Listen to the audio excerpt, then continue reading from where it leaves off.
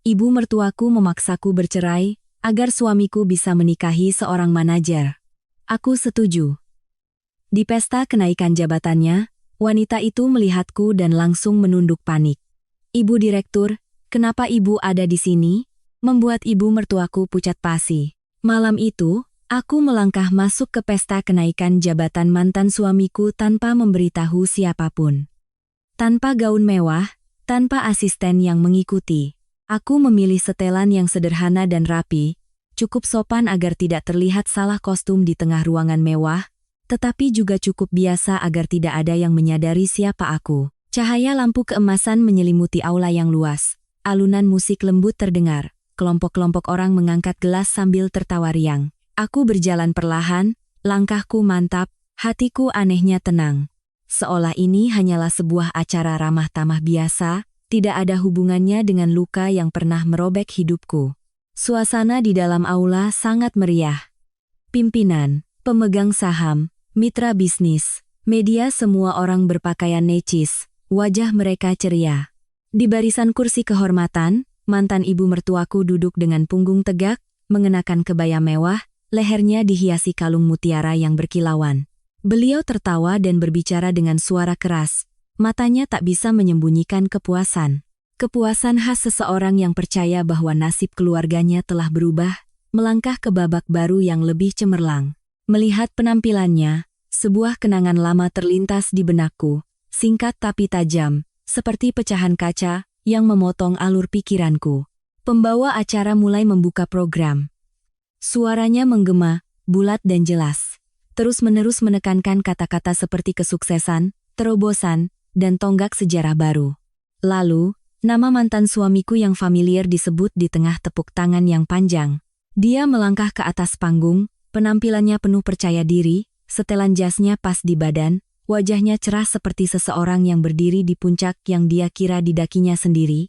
Aku berdiri di belakang, tidak mendesak, tidak terburu-buru, hanya mengamati dalam diam seperti seorang penonton. Segera setelah itu, pembawa acara memperkenalkan satu tokoh istimewa lainnya. Seorang manajer wanita yang luar biasa. Calon tunangan dari sang bintang malam itu. Dia melangkah masuk diiringi tepuk tangan meriah. Gaunnya pas badan, rambutnya tertata rapi, senyumnya cerah khas seorang pemenang. Dia berjalan melewati setiap meja, menunduk menyapa, menerima ucapan selamat, matanya berbinar penuh percaya diri. Sampai, matanya bertemu dengan mataku. Hanya sesaat, tapi aku melihat dengan sangat jelas. Senyum di bibirnya membeku, tangannya yang memegang gelas anggur menegang, dan wajahnya tiba-tiba memucat seolah baru saja melihat sesuatu yang sama sekali di luar dugaannya. Dia terdiam sejenak. Matanya tak lepas dariku, seolah mencoba memastikan apakah dia salah lihat. Aku tetap berdiri diam. Tidak menghindar, tidak menantang, hanya membalas tatapannya dengan tenang. Di tengah-tengah pidato pembawa acara, sesuatu yang tak terduga terjadi. Wanita itu tiba-tiba menundukkan kepalanya di hadapanku, sangat rendah, sangat jelas. Suaranya gemetar tapi cukup keras untuk didengar oleh orang-orang di sekitarnya. "Ibu Direktur, kenapa ibu ada di sini?" Begitu kalimat itu selesai, suasana di sekitar seolah kehabisan udara. Musik terasa mengecil, tawa dan obrolan berhenti. Yang tersisa hanyalah keheningan yang kental. Semua mata tertuju padaku, bisik-bisik mulai terdengar. Awalnya pelan, lalu menyebar seperti gelombang. "Direktur siapa? Siapa dia? Kok aneh?" Di barisan kursi kehormatan, mantan ibu mertuaku menjatuhkan gelas yang dipegangnya. Suara kaca yang pecah di lantai terdengar kering dan nyaring. Beliau berdiri, wajahnya pucat pasi, bibirnya bergerak-gerak tanpa suara, matanya panik melihat ke sana kemari, seolah baru sadar, telah salah melangkah ke dalam sebuah permainan catur di mana yang memegang kendali bukanlah putranya. Mantan suamiku membeku di atas panggung. Dia menatap wanita itu, lalu menatapku, matanya menunjukkan kebingungan dan kepanikan. Jelas dia tidak mengerti apa yang sedang terjadi, juga tidak siap untuk situasi ini. Aku melihat tangannya sedikit gemetar, senyumnya kaku di bibir, kepercayaan dirinya yang tadi meluap-luap lenyap lebih cepat daripada tepuk tangan pembuka. Sedangkan aku hanya tersenyum tipis, tidak menjelaskan, tidak menyangkal, juga tidak terburu-buru angkat bicara. Pada saat itu, sebuah kenangan lama tiba-tiba kembali dengan sangat jelas. Gambaran sebuah ruangan hari itu, surat cerai di atas meja, suara dingin ibu mertuaku, tanda tangani saja. Jangan bikin malu keluarga. Tatapan mantan suamiku saat itu tanpa ragu sedikit pun, hanya tekad untuk menyingkirkanku. Aku ingat aku duduk sangat lama, memegang pena, hatiku berat, tapi tetap menandatanganinya. Karena aku mengerti, mempertahankan pun hanya akan menambah rasa sakit. Kembali ke masa kini, aku berdiri di tengah aula yang terang benderang, mendengar bisik-bisik yang semakin keras, melihat wajah-wajah yang mencoba menyatukan kepingan-kepingan informasi. Aku tetap diam.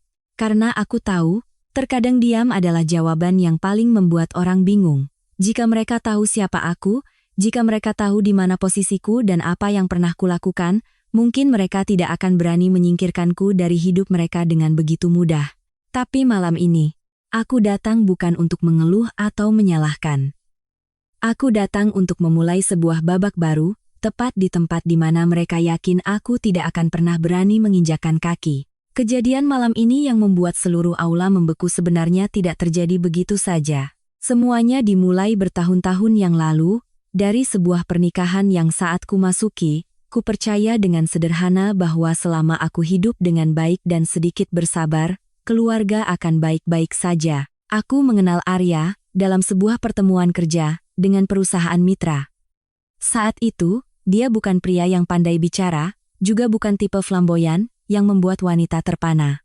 Dia kalem, tidak suka pamer, dan selalu melakukan segala sesuatu dengan terencana. Waktu itu kupikir, keunggulan seorang wanita bukanlah mendapatkan pria kaya, melainkan mendapatkan pria yang tahu cara menyayanginya. Kami menikah dengan cukup sederhana, tanpa pesta besar atau kemewahan, hanya sebuah makan malam keluarga yang dihadiri kedua belah pihak, beberapa nasihat, dan beberapa tetes air mata dari orang tua. Dan aku mengikuti suamiku pulang ke rumahnya dengan keyakinan yang tulus. Di awal-awal tinggal di rumah mertua, segalanya tampak baik-baik saja. Ibu Sari, ibu mertuaku, bicaranya lembut, selalu memanggilku nak. Beliau sering tersenyum ramah, sering bercerita tentang ajaran moral. Sambil menyiangi sayuran, beliau akan berkata, perempuan kalau sudah menikah itu ikut suami. Kalau pandai mengurus rumah, keluarga pasti adem ayam. Hari-hari pertama, beliau bahkan menyendokkan lauk ke piringku, bertanya apakah aku lelah, atau sudah terbiasa dengan suasana rumah. Mendengarnya, hatiku terasa ringan. Kupikir aku beruntung, mendapatkan ibu mertua yang pengertian. Arya saat itu juga perhatian. Dia pulang kerja kadang larut, tapi masih ingat bertanya, bagaimana harimu? Dia tahu aku terbiasa hidup mandiri. Jadi sesekali dia menenangkanku, pelan-pelan juga nanti terbiasa. Kan ada Mas di sini. Mendengar kalimat itu, aku semakin yakin telah memilih orang yang tepat. Aku berusaha menjadi menantu yang baik. Apa yang disukai Ibu Sari, ku pelajari cara memasaknya. Apa yang tidak disukainya, ku hindari. Terkadang saat beliau menyinggung soal hubungan mertua dan menantu, aku berkata pada diri sendiri, sudahlah, mengalah sedikit. Kalau kita hidup baik, Tuhan pasti sayang. Sebuah titik balik datang cukup awal, ketika Arya mulai mendapatkan kesempatan untuk naik jabatan. Perusahaan tempatnya bekerja sedang berekspansi, atasan lamanya pensiun, dan banyak posisi kosong. Dia senang sekaligus cemas. Melihat ketegangan di matanya, aku merasa kasihan. Kupikir, pria sudah cukup lelah di luar, jangan sampai di rumah aku menambah bebannya. Jadi, aku secara sukarela memutuskan untuk berhenti dari pekerjaanku yang sudah mapan untuk mendukungnya dari rumah. Keputusan itu, jika kupikirkan sekarang aku tidak menyalahkan siapapun. Aku hanya menyalahkan diriku sendiri yang terlalu percaya pada ikatan batin. Sejak berhenti bekerja, aku tidak lagi punya status di kantor. Tapi aku menjadi orang di balik layar untuk segalanya. Arya sering membawa dokumen pulang, memintaku meninjau ulang kontrak, memeriksa klausul, dan memperbaiki kalimat agar lebih jelas. Aku yang teliti dan terbiasa dengan urusan dokumen, bisa mengerjakannya dengan cepat. Ada malam-malam di mana dia tertidur di meja kerja, aku masih duduk diam membereskan berkas, mengklasifikasikan dokumen, dan membuat catatan untuk pekerjaannya keesokan hari. Dia dipuji sebagai orang yang teliti dan rapi. Tapi sedikit yang tahu, di belakangnya ada seorang wanita yang bekerja tanpa lelah seperti bayangan. Suatu kali aku bercanda, kalau aku kerja lagi, mungkin aku juga bisa naik jabatan. Arya tertawa. Sudahlah, kamu di rumah saja biar Mas tenang. Kalimatnya tidak salah, tapi sejak saat itu, aku mulai merasa seperti dimasukkan ke dalam sebuah kotak. Di rumah biar tenang berarti aku harus berada di belakang, tak perlu dilihat siapapun, tak perlu ada namaku dimanapun. Ibu Sari saat itu semakin sering mengingatkan, dengan suara yang lembut. Perempuan yang tahu cara mundur, baru bisa mempertahankan suaminya. Awalnya ku dengar itu masuk akal. Kupikir mundur berarti mengalah, tahu diri, menjaga keharmonisan. Beliau bahkan menambahkan, perempuan jangan suka bersaing. Bersaing itu bikin kehilangan. Aku mengangguk, menasihati diriku untuk menjadi lebih lunak. Setiap kali Arya mendapatkan pencapaian, beliau akan menatapku dan tersenyum. Lihat kan, kalau istrinya pintar, suaminya pasti sukses. Aku mendengarnya dan merasa senang. Senang dengan naif, seolah kerja kerasku juga diakui, meskipun hanya melalui pujian yang samar. Tapi hidup tidak sesederhana nasihat di meja makan. Arya memang naik jabatan dengan cepat. Dia menjadi lebih sibuk, lebih banyak menerima telepon, jadwal rapatnya semakin padat. Dia pulang terlambat, terkadang makan sambil menatap layar ponsel. Jika kutanya, dia bilang lelah, bilang jangan banyak pikiran. Aku tidak mau mengganggunya, jadi aku semakin berusaha mengurus rumah agar dia tidak terbebani. Semakin hari, aku semakin mirip asisten rumah tangga sukarela dalam pernikahanku sendiri. Bedanya, aku melakukannya atas dasar cinta. Ada saat-saat di rapat keluarga, Ibu Sari membahas soal uang, masa depan, dan bahwa rumah ini butuh seseorang untuk menopangnya. Arya duduk mendengarkan sambil mengangguk. Sedangkan aku duduk di sebelahnya tapi merasa seperti orang luar. Jika aku membahas hal-hal kecil di rumah, beliau mendengarkan dengan acuh tak acuh. Jika aku meminta pendapat, beliau menjawab sekenanya. Perlahan-lahan aku sadar, aku tidak lagi dihargai seperti dulu.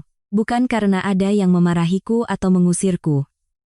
Semuanya berubah dengan sangat halus, begitu halus hingga jika tidak sensitif, orang akan menganggapnya normal. Aku menenangkan diri dengan berpikir, mungkin dia sedang sibuk, mungkin ibu sudah tua jadi lebih sensitif, mungkin aku yang terlalu banyak pikiran.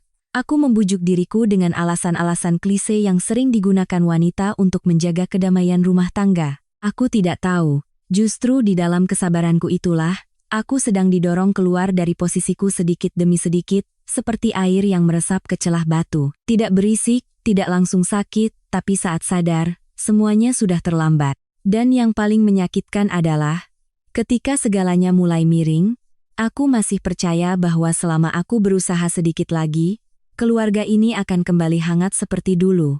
Aku tidak sadar, ada orang yang tidak butuh usahaku. Mereka hanya butuh aku menghilang, agar jalan mereka lebih lapang. Setelah masa-masa kenaikan jabatan Arya, ketidakseimbangan di rumah bukan lagi sekadar perasaan samar. Mulai ada wujudnya, ada suaranya, ada namanya. Dan nama itu muncul di sebuah malam yang terasa sangat biasa. Hari itu, Arya pulang lebih awal dari biasanya, tapi tidak sendirian. Dia membuka pintu dan memanggil, "Bu, Dian, sini sebentar kenalan sama tamu." Aku sedang di dapur, tanganku masih berbau bawang goreng.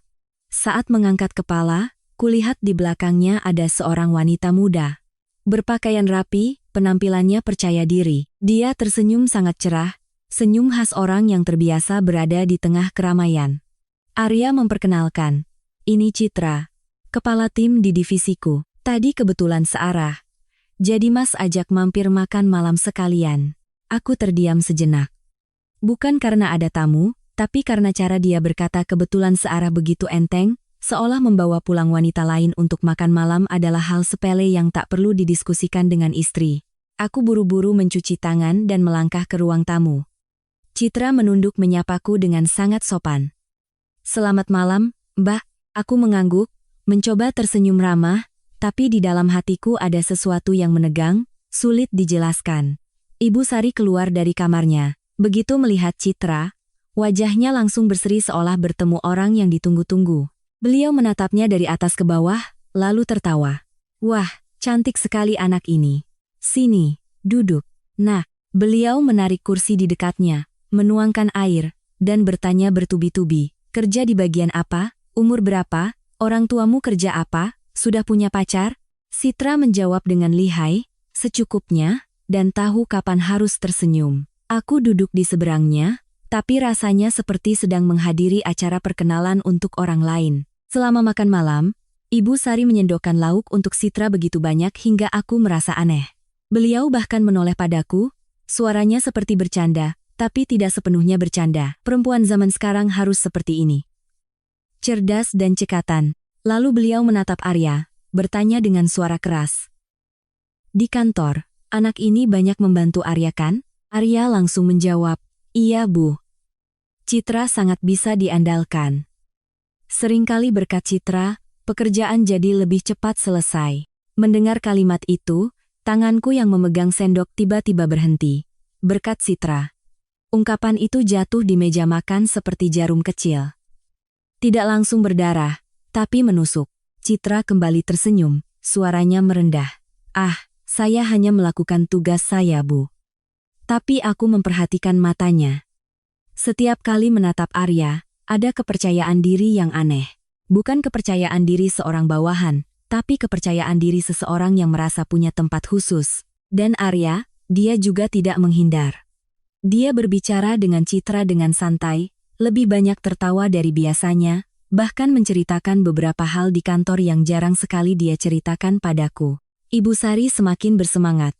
Beliau meletakkan sendoknya, mengucapkan satu kalimat yang terdengar ringan tapi mengiris hati.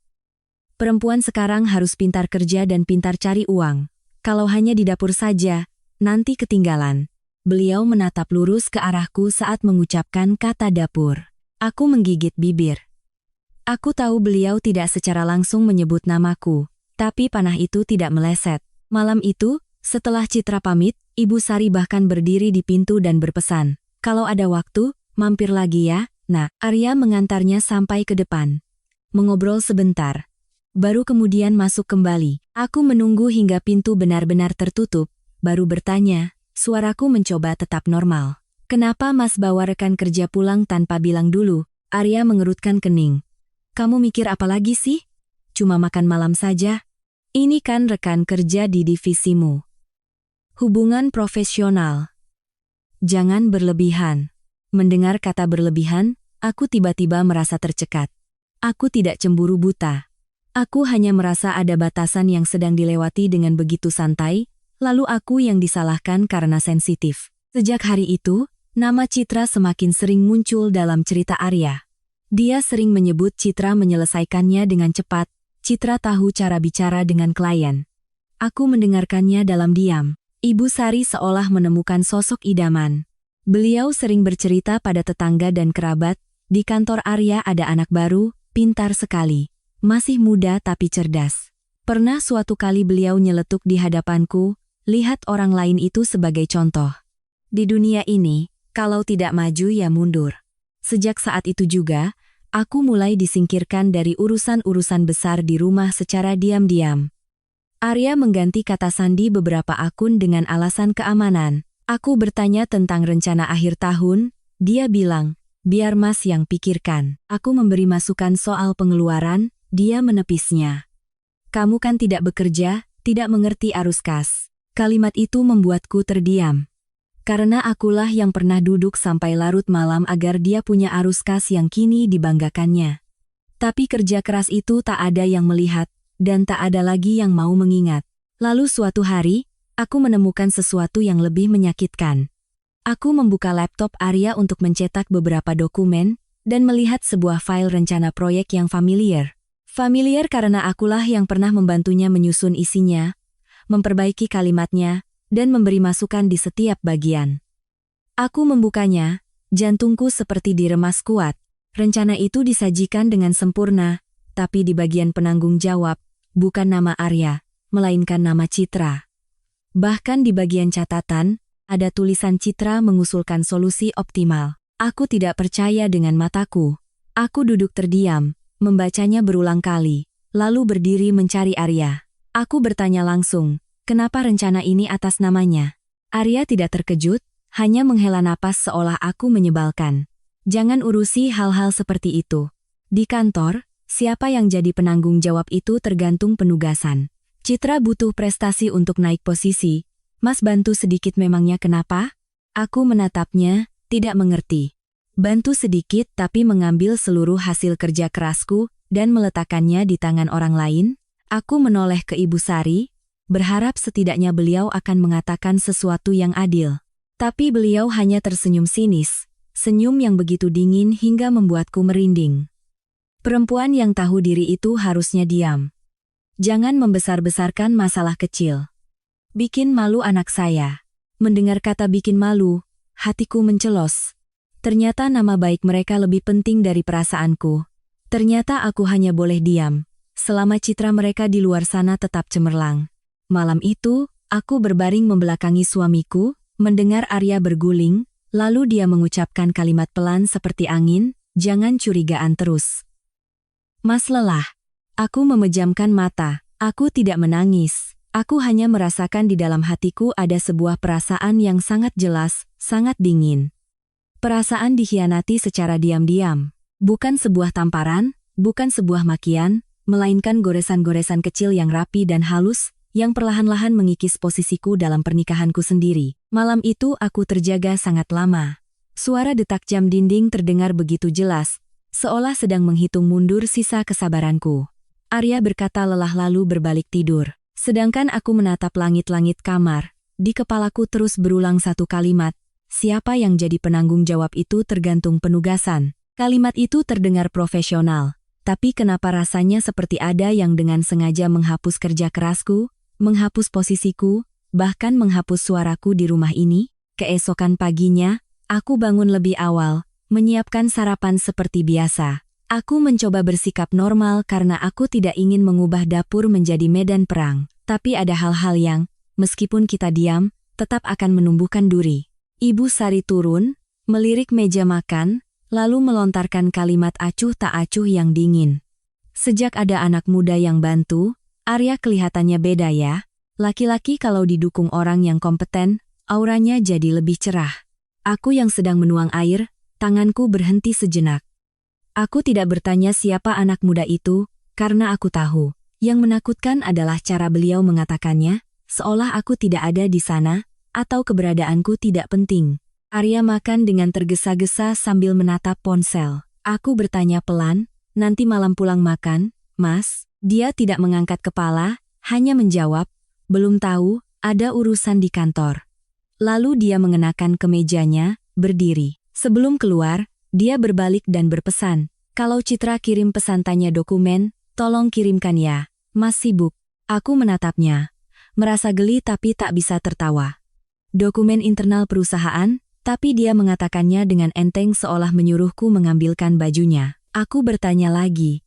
Suaraku masih lembut. Kenapa dia tidak tanya langsung ke Mas? Arya mengerutkan kening. Kamu banyak tanya sekali. Saling bantu saja. Jangan mikir yang aneh-aneh. Kata jangan mikir yang aneh-aneh belakangan ini sering sekali diucapkannya. Seolah semua perasaanku salah, semua kecurigaanku adalah penyakit. Aku tidak membantah. Aku membereskan piring, mencucinya, tapi di dalam hatiku ada sebuah goresan yang terus memanjang dan melebar. Sore itu, Citra benar-benar mengirim pesan. Pesannya sangat sopan dan profesional. Selamat sore Mbak. Mas Arya bilang saya boleh minta file rencana versi terbaru. Aku menatap layar, menghela napas. Aku tidak mau cari gara-gara, juga tidak mau menjadi wanita picik. Aku membuka laptop, mencari file, dan mengirimkannya. Tapi segera setelah itu, dia mengirim pesan tambahan yang terdengar sepele. Mbak teliti sekali ya.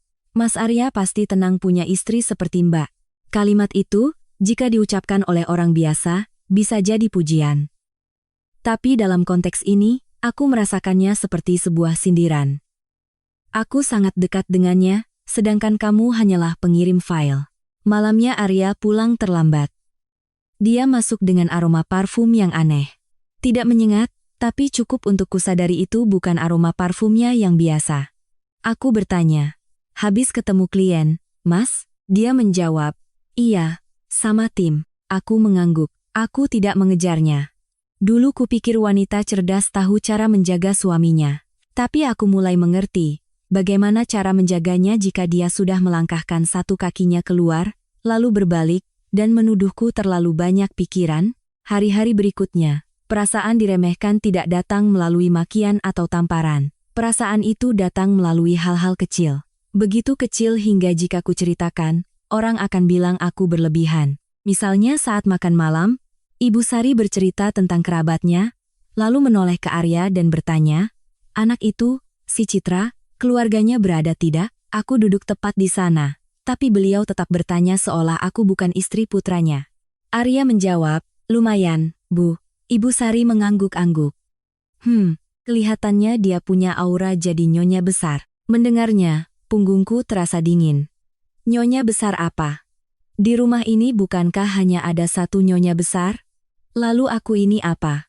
Pernah suatu hari aku pulang dari pasar, dan melihat Ibu Sari sedang menelepon, suaranya direndahkan tapi masih kudengar. Iya, ibu juga sedang memikirkannya. Menantu zaman sekarang kan harus bisa membantu suami, masa di rumah terus.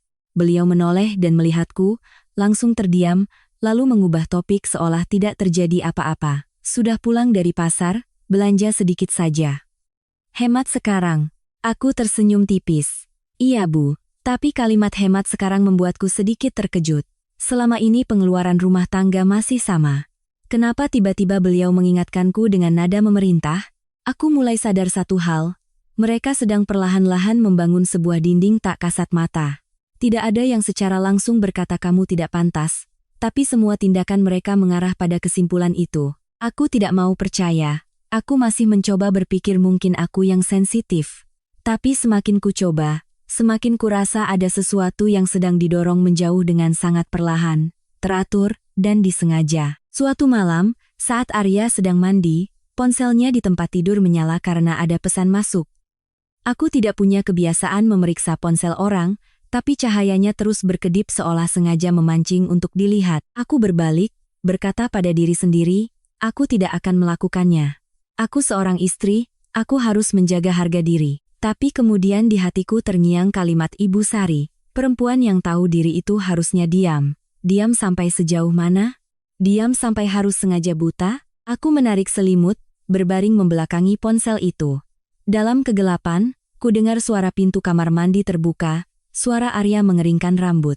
Sedangkan aku merasakan ada ganjalan aneh di dadaku. Aku sudah mengabaikan banyak hal, mencoba memahami banyak hal. Tapi malam itu, untuk pertama kalinya aku mengerti bahwa ada kesalahpahaman yang bukan karena kita terlalu banyak pikiran, tapi karena orang lain sengaja membuatnya agar kita berpikir. Dan ganjalan itu adalah pertanda bahwa masalah ini belum akan berakhir hanya dengan beberapa kalimat. Hari itu adalah sebuah malam yang sangat biasa. Begitu biasa hingga jika tidak ada musibah, aku mungkin hanya akan menganggapnya sebagai satu hari lagi di mana aku berusaha menjaga sebuah rumah tangga. Langit sedikit mendung, lampu di dalam rumah berwarna kuning, dan hidangan makan malam sudah tersaji tapi tak ada yang menyentuhnya. Ibu Sari duduk tegak di ujung meja, wajahnya dingin.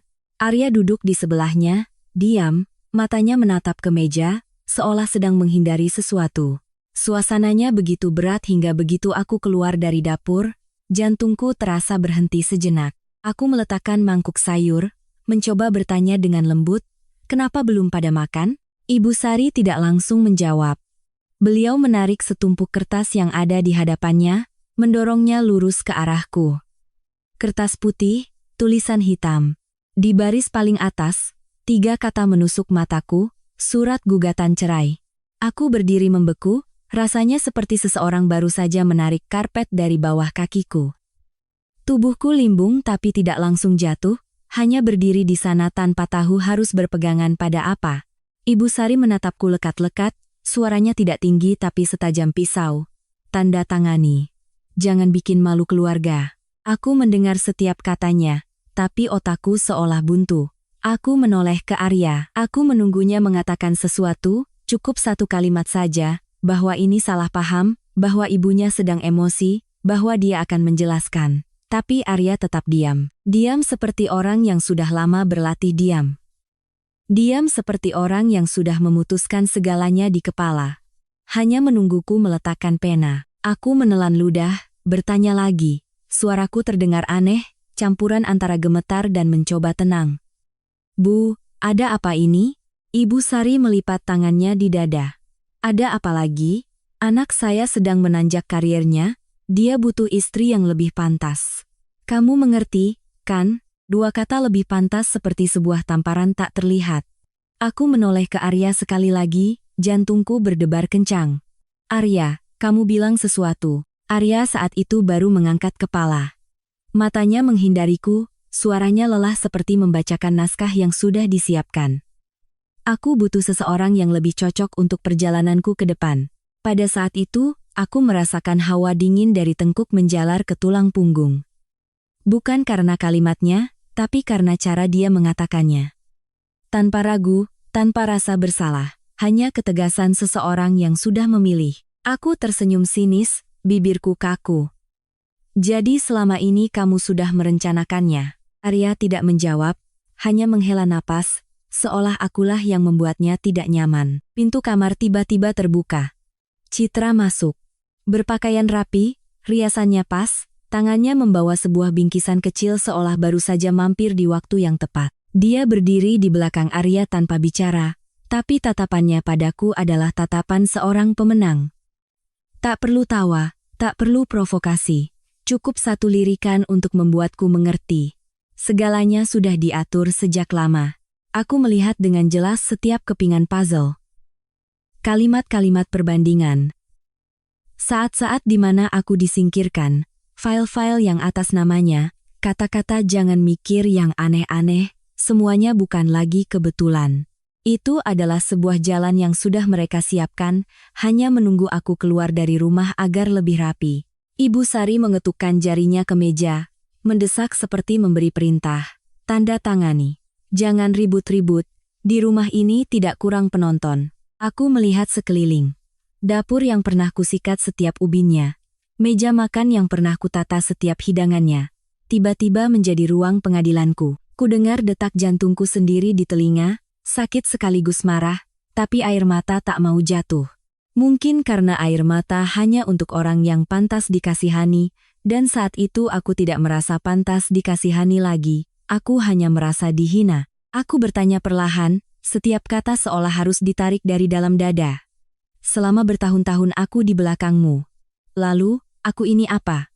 Aku menatap Arya saat bertanya. Aku ingin dia mengingat malam-malam di mana dia tertidur dan aku masih merevisi setiap baris laporannya. Aku ingin dia mengingat saat-saat di mana dia bingung dengan kontrak dan aku menjabarkan setiap klausulnya. Aku ingin dia mengingat, aku telah berhenti bekerja, agar dia bisa tenang. Tapi Ibu Sari yang menjawab menggantikan putranya, suaranya sedingin es.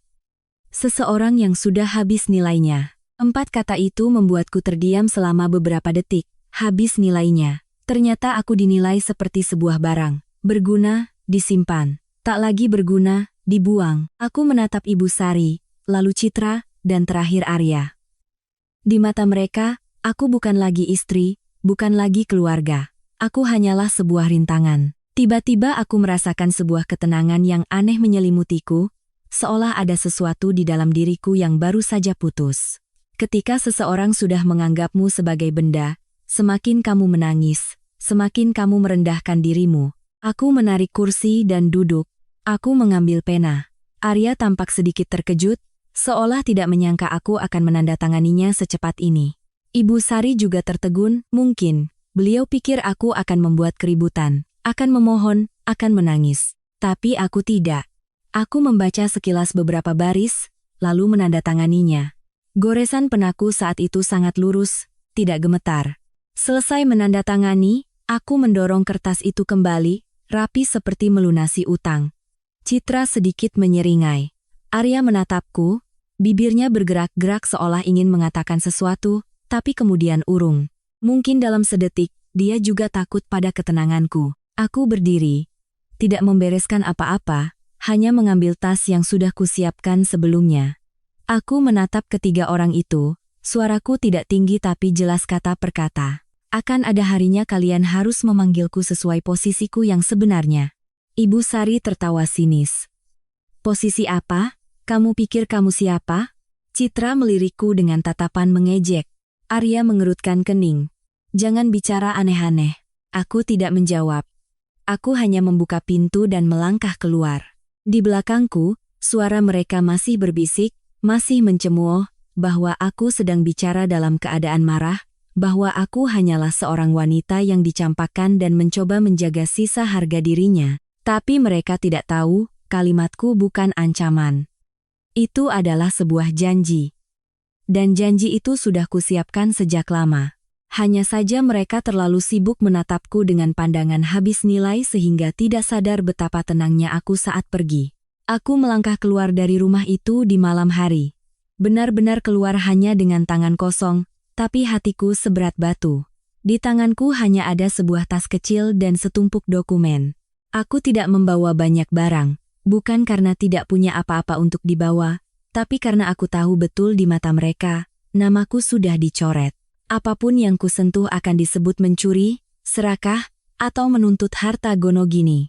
Baru saja sampai di pintu, Ibu Sari sudah menghalangi. Cahaya lampu teras menimpa wajahnya, memperlihatkan dengan jelas raut dingin yang selama ini coba disembunyikannya. Beliau menggeram, tanpa merendahkan suaranya, keluar dari rumah ini, jangan pernah mimpi kembali memohon-mohon. Aku menatapnya. Hatiku tidak lagi sesakit saat duduk di depan surat cerai tadi. Aku hanya merasa geli. Aku belum memohon apa-apa, aku hanya sedang pergi. Tapi di benaknya, aku sudah dipastikan akan kembali berlutut. Arya berdiri di belakang ibunya, melipat tangan, tidak melangkah maju. Dia melontarkan satu kalimat dingin seolah sedang memberi sedekah. Aku akan berikan kamu sejumlah uang sebagai tanda ikatan batin. Jangan bikin ribut. Aku menatap lurus ke arahnya. Mungkin dia pikir aku akan terharu, akan tahu diri, akan mengambil uang itu lalu menghilang.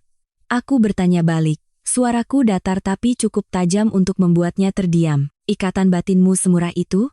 Arya mengerutkan kening. Jangan sok jual mahal. Aku tidak meninggikan suara. Aku hanya menatapnya seperti melihat orang asing. Pria yang dulu pernah berkata ada emas di sini, kini berdiri di sana dengan wajah sedingin batu, siap membeli keheninganku dengan sejumlah uang yang disebutnya ikatan batin. Aku berbalik pergi. Tanpa pamit, tanpa bicara lagi. Aku menuruni setiap anak tangga, mendengar suara pintu di belakangku dibanting. Suara itu tidak hanya menutup sebuah pintu, tapi juga menutup sebuah babak dalam hidupku yang pernah coba kurawat. Aku berjalan lurus ke jalan raya, menarik napas dalam-dalam. Udara malam terasa dingin, tapi kepalaku anehnya jernih. Aku mengerti. Aku baru saja didorong keluar dari rumah seperti sebuah rintangan. Dan aku juga mengerti, orang-orang seperti mereka tidak akan pernah membiarkan rintangan itu pergi dengan tenang jika rintangan itu masih bisa membuat mereka cemas. Aku pindah untuk sementara ke sebuah apartemen sewaan. Kecil, perabotannya sedikit, tapi aku merasa ringan. Aku hidup minimalis, tanpa riasan, tanpa pesta. Aku tidur panjang. Tidur pertama setelah berhari-hari jantungku terasa diremas. Keesokan paginya saat bangun, aku tidak menangis. Aku menyeduh segelas air hangat, duduk menatap cahaya matahari yang menembus tirai. Di hatiku tidak ada lagi pertanyaan mengapa, yang ada hanya mulai dari mana. Aku membuka tas dokumenku, membolak-balik setiap lembarnya. Ada hal-hal yang kusimpan bukan untuk memperebutkan sesuatu, melainkan untuk melindungi diri. Aku ingat dengan jelas. Selama hidup dengan Arya, aku pernah ikut merevisi, memberi masukan, dan meninjau banyak sekali berkas penting. Aku pernah duduk bersamanya sampai larut malam, untuk mempersiapkan rapat-rapat penentuan. Saat itu, aku tidak butuh namaku tercantum, aku hanya butuh suamiku berdiri teguh. Tapi sekarang, justru hal-hal di balik layar itulah yang harus kuperiksa kembali.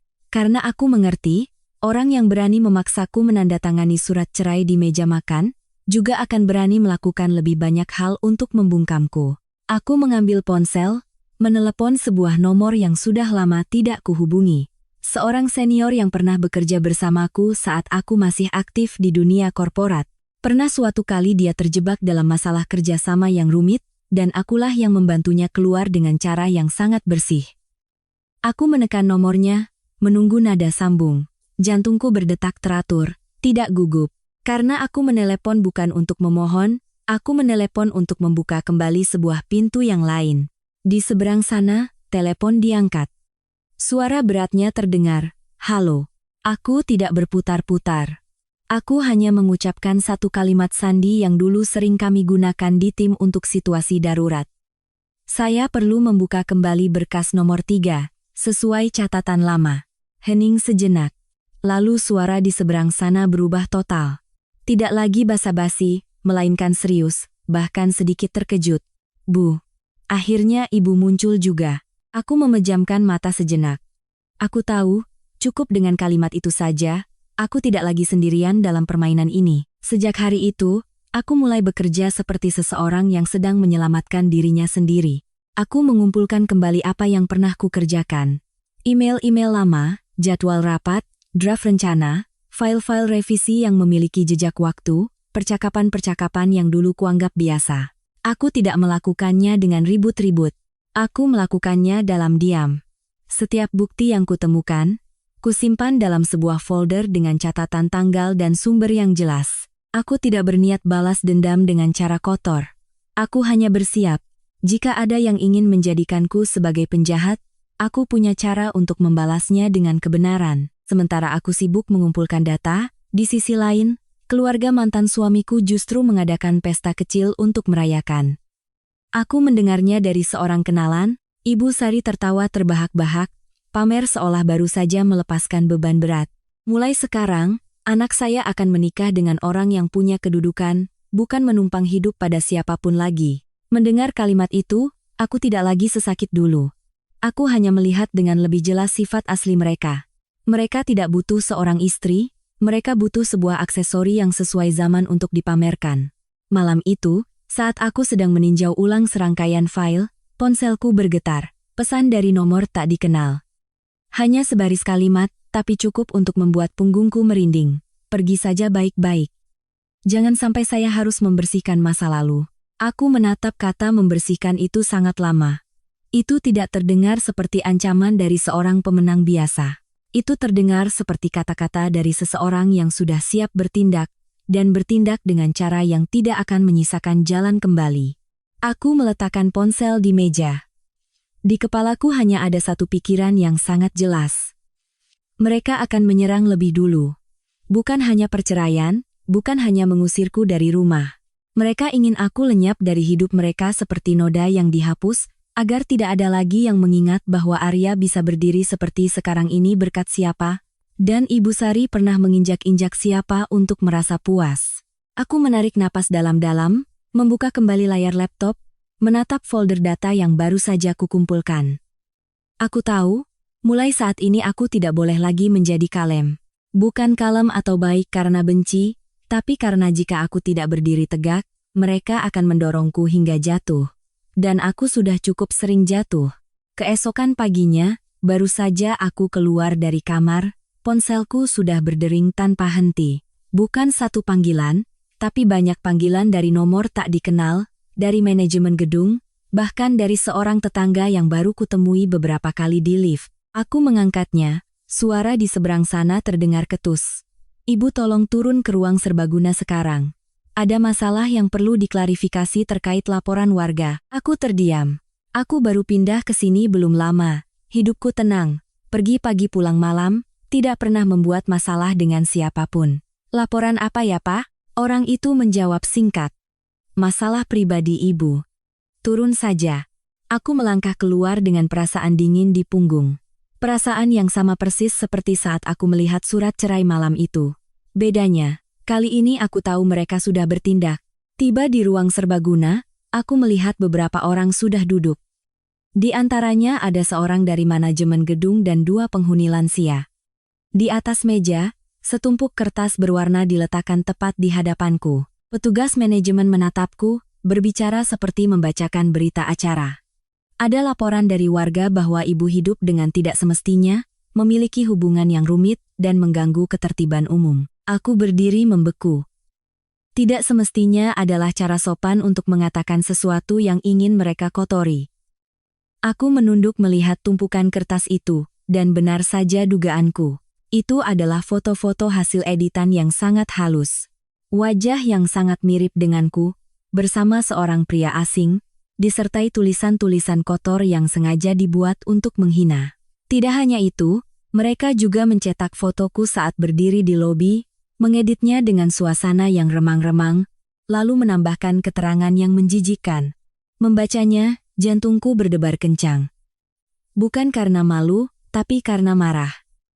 Marah pada cara orang berani merekayasa sebuah citra untuk melemparkanku ke hadapan penghakiman massa. Seorang bapak tua yang duduk di seberang menggelengkan kepala, suaranya pelan tapi berat.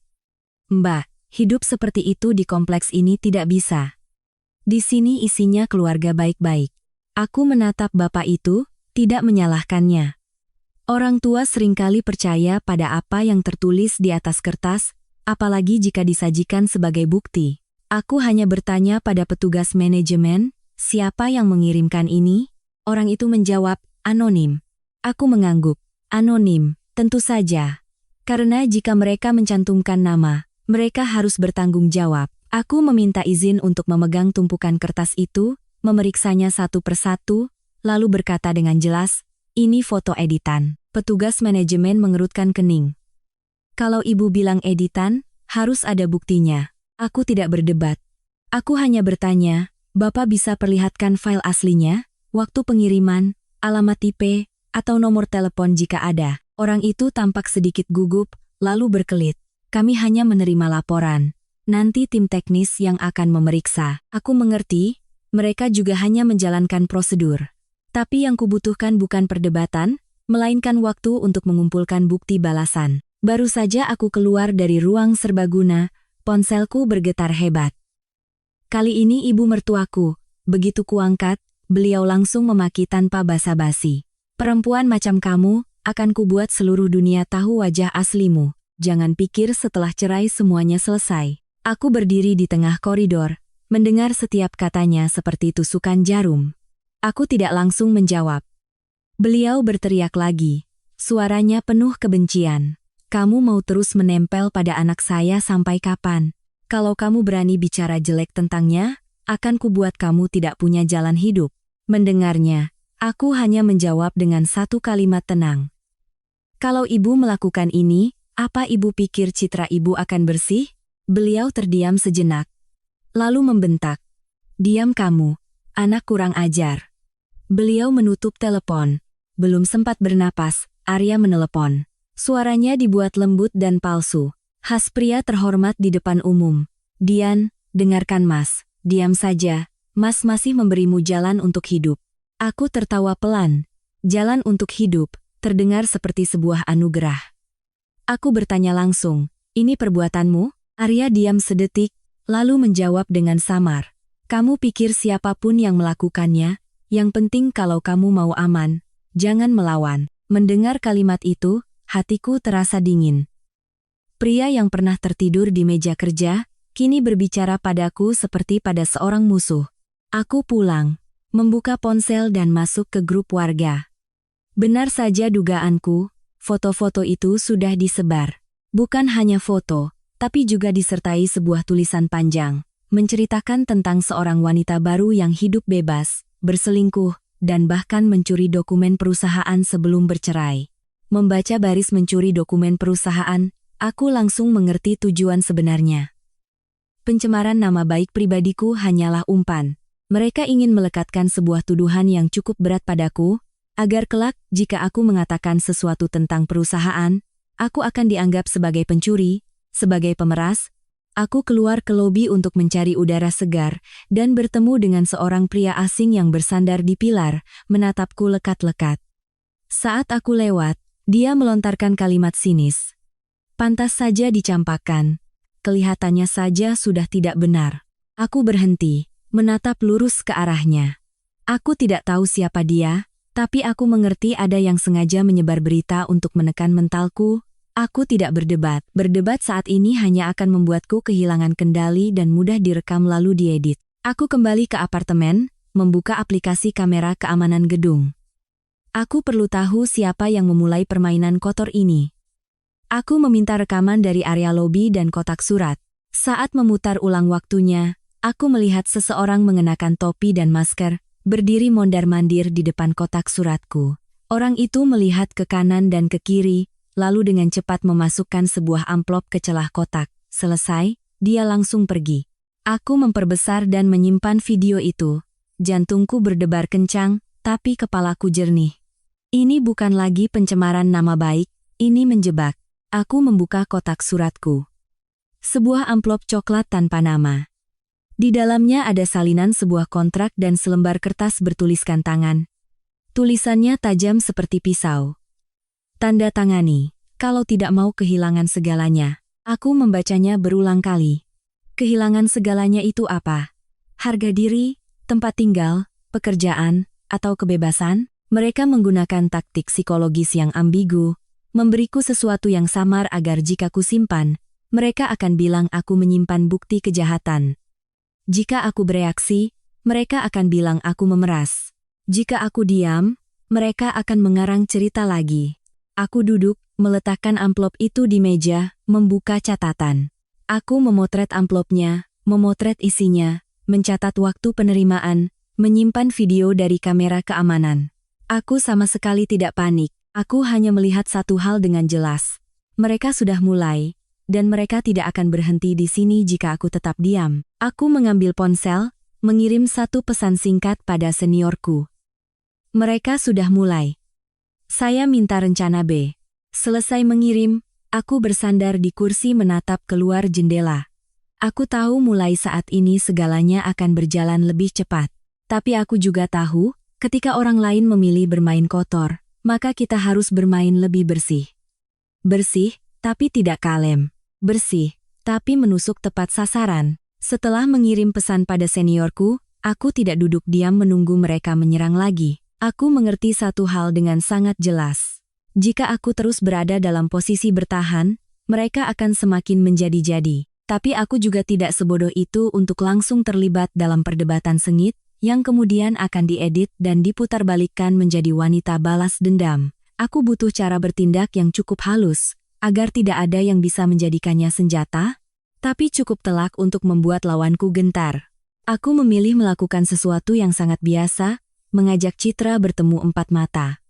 Aku mengirim pesan padanya dengan nada damai. Mbak mau bicara baik-baik, biar tidak semakin rumit. Ketemu sebentar saja. Aku sengaja memilih sebuah kafe di dekat area perkantoran, ramai, terang, dan memiliki kamera pengawas yang lengkap. Karena aku tidak akan sebodoh itu bertemu di tempat sepi. Aku tidak mengajaknya ke rumah, juga tidak ke tempat tertutup, untuk menghindari dia memutarbalikkan fakta dan menuduhku mengancam. Citra membalas hampir seketika. Hanya satu kata. Bisa. Jawaban bisa itu membuatku mengerti, dia sama sekali tidak takut. Bahkan, dia ingin berhadapan langsung. Aku juga sudah menduga dia akan datang dengan sikap seorang pemenang. Dan aku butuh sikap itulah, agar setiap kata-katanya menjadi bumerang bagi dirinya sendiri. Di hari pertemuan, aku datang 10 menit lebih awal. Aku memilih meja di sudut, tapi masih dalam jangkauan pandangan staf dan kamera. Aku memesan segelas air hangat. Tanganku tidak gemetar. Aku datang bukan untuk memohon, apalagi untuk merebut kembali suami yang sudah berkhianat. Aku datang untuk menetapkan batasan. Semakin cepat batasan ditetapkan, semakin sulit orang lain melanggarnya. Citra masuk. Dia mengenakan setelan kerja yang rapi, rambutnya ditata ringan, bibirnya merah, dan tatapannya angkuh. Dia menatapku seperti melihat seorang pecundang yang mencoba menyelamatkan sisa harga dirinya. Begitu duduk, tanpa basa-basi, dia langsung melontarkan kalimat, suaranya santai tapi penuh sindiran. Mbak sudah cerai, masih mau nempel buat apa? Aku menatap lurus, tidak marah. Aku hanya bertanya balik dengan sangat pelan. Menurutmu, aku nempel apa? Citra menyeringai. Nempel Mas Aryalah, apalagi? Pergi saja baik-baik. Biar semua orang tidak repot. Dia berkata semua orang tidak repot. Artinya, akulah sumber kerepotan. Aku mengangguk. Tidak berdebat. Aku hanya meletakkan ponsel di atas meja, memutar video dari kamera keamanan yang sudah kusimpan, lalu mendorongnya perlahan ke arahnya. Di layar, tampak adegan seseorang bertopi yang diam-diam memasukkan amplop ke kotak surat apartemenku. Gambarnya jelas, waktunya lengkap, sudut pengambilannya tak terbantahkan. Citra melihatnya, raut wajahnya langsung berubah dalam sedetik. Cukup 1 detik itu untuk membuatku yakin, dia tahu apa isinya. Tapi dengan sangat cepat, dia kembali memasang senyum kaku, pura-pura meremehkan. Bukti apa ini? Mbak mengada-ada. Siapa yang tahu itu siapa? Aku tidak terburu-buru. Aku hanya memajukan tubuhku sedikit, berkata perlahan. Kamu pikir kamera keamanan di apartemen cuma hiasan? Kalimat itu membungkamnya. Citra terdiam, matanya berkedip cepat. Aku melanjutkan, masih dengan suara tenang. Foto editan, artikel fitnah, amplop anonim. Aku tidak akan sengaja menemuimu tanpa alasan. Aku ingin kamu berhenti. Citra tertawa sinis. Berhenti? Mbak memerintah siapa? Aku menatapnya. Aku tidak memerintah. Aku mengingatkan. Karena aku sudah menyimpan semuanya, dan aku tidak punya kebiasaan menerima difitnah.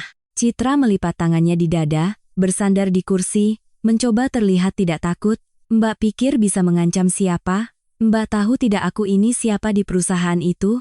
Aku menjawab langsung. Aku tidak peduli kamu siapa. Aku hanya mengatakan satu hal. Berhenti memfitnah, berhenti menjebak. Kalau tidak, aku akan serahkan semua data ini ke pengacara dan ke 1 orang di perusahaan. Orang yang punya wewenang untuk bertanya padamu satu hal. Siapa yang menyuruhmu bermain seperti ini? Mendengar kata orang yang punya wewenang, mata Citra menggelap. Tapi dia masih mencoba melawan seperti ular yang terpojok.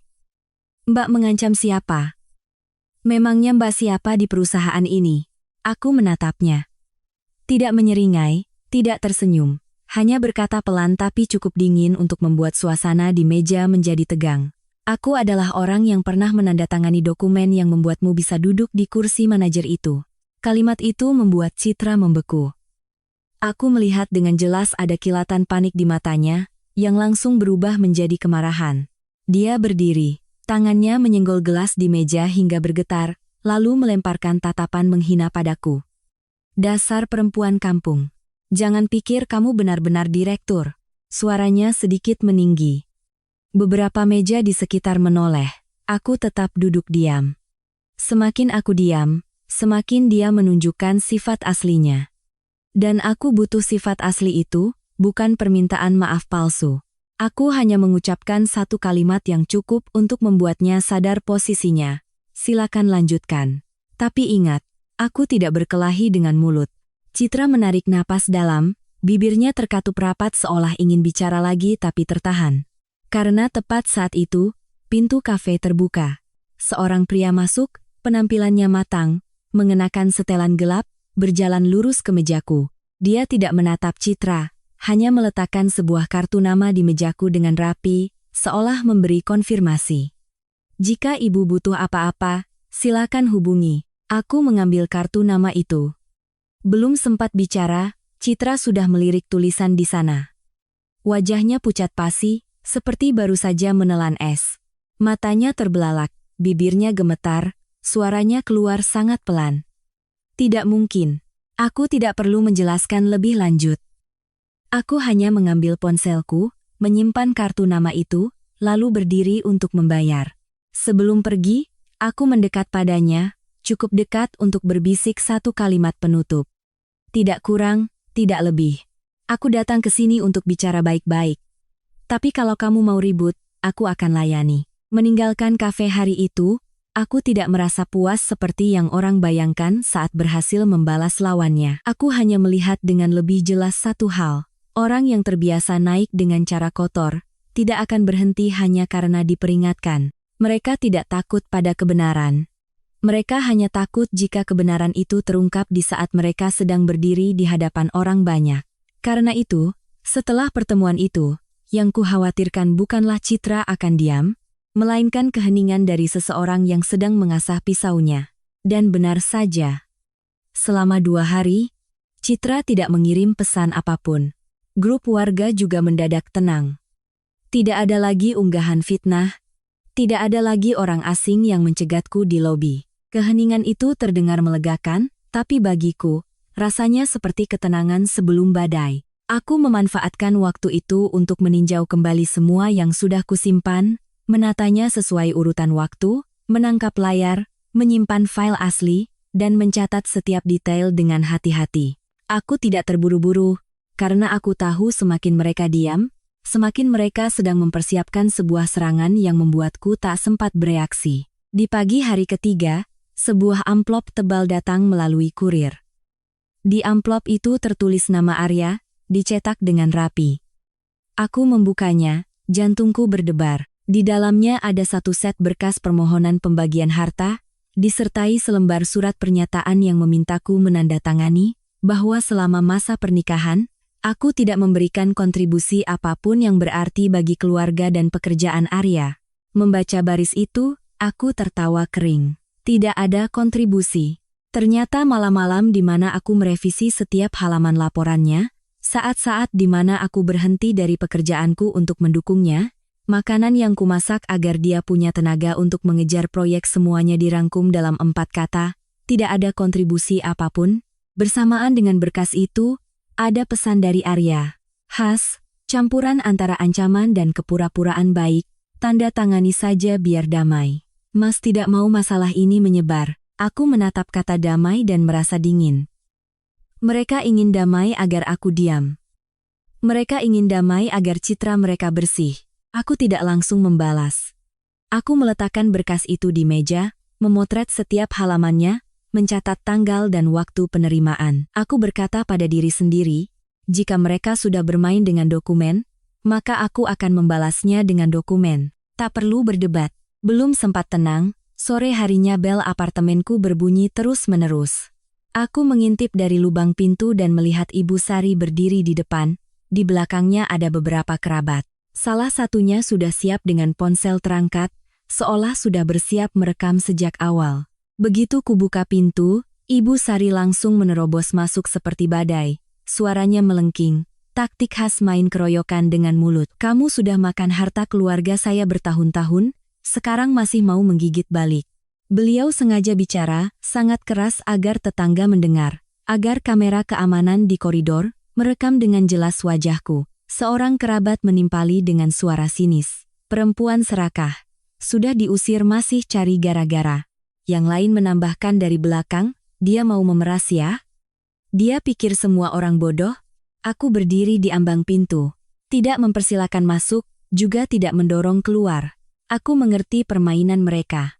Mereka ingin aku marah, ingin aku membalas, ingin aku mengucapkan satu kata yang salah, lalu mereka akan mengeditnya menjadi menantu durhaka, perempuan tidak berpendidikan, sudah numpang hidup masih melawan. Ibu Sari maju selangkah, menunjuk lurus ke wajahku, suaranya seperti digesekkan. Kalau sudah tanda tangan cerai, ya pergi baik-baik, jangan coba-coba menuntut apapun. Aku menatap tangannya yang menunjuk lurus, lalu menatap ponsel yang sedang merekam. Di kepalaku hanya ada satu kata, tenang.